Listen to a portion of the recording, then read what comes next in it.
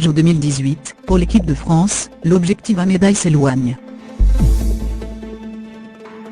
Après 2 derniers jours difficiles, les Bleus espèrent redresser la tête, ce week-end avec notamment Martin Fourcade et Alexis Pinturault. De notre envoyé spécial à Pyeongchang.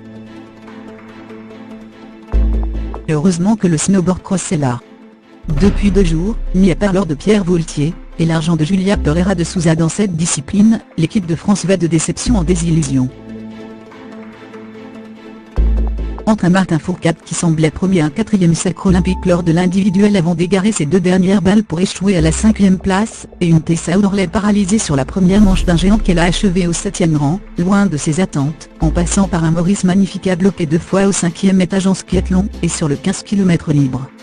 Les Bleus ont vu s'évaporer de sérieux espoirs de médailles. Pour autant, avec 7 médailles au compteur après autant de jours de compétition, le bilan s'avère loin d'être catastrophique. Simplement, ambitieuse, la Fédération française de ski visait la barre symbolique des 20 médailles avant le début de ces Jeux à Pyeongchang.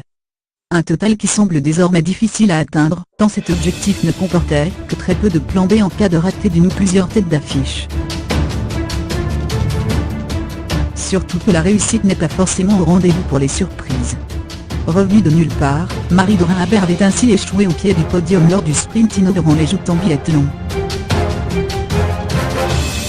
Et vendredi, Blaise Gisandani a failli créer la sensation hexagonale de la première semaine sur le Super G, avant d'être chassé du podium pour de petits dixièmes. Et même quand surprise il y a, avec cette superbe médaille d'argent pour la toute jeune Pereira de Souza, celle-ci est contrebalancée par l'échec de ses 3 compatriotes, toutes candidates au podium en snowboard cross. Ultime week-end. Néanmoins, tout espoir n'est pas perdu. À condition de performer ce week-end. Dès la nuit dernière avec Tess Le 2, qui rêvait de devenir la plus jeune championne olympique française de l'histoire à 16 ans en ski slopestyle. En biathlon, la France reste sur un jeudi noir. En colère après sa performance jeudi, Fourcade pourrait frapper un grand coup lors de la Mastart, dimanche, et rejouer la carte du champion orgueilleux. Touché aussi par son échec, le fondeur Magnifica, lui, emmènera le relais français lors du 4 x 10 km avec l'ambition de monter de nouveau sur le podium, 4 ans après le bronze de Sochi. Quant à Alexis Pinturault, il aura à cœur de confirmer en géant sa médaille d'argent du super combiné.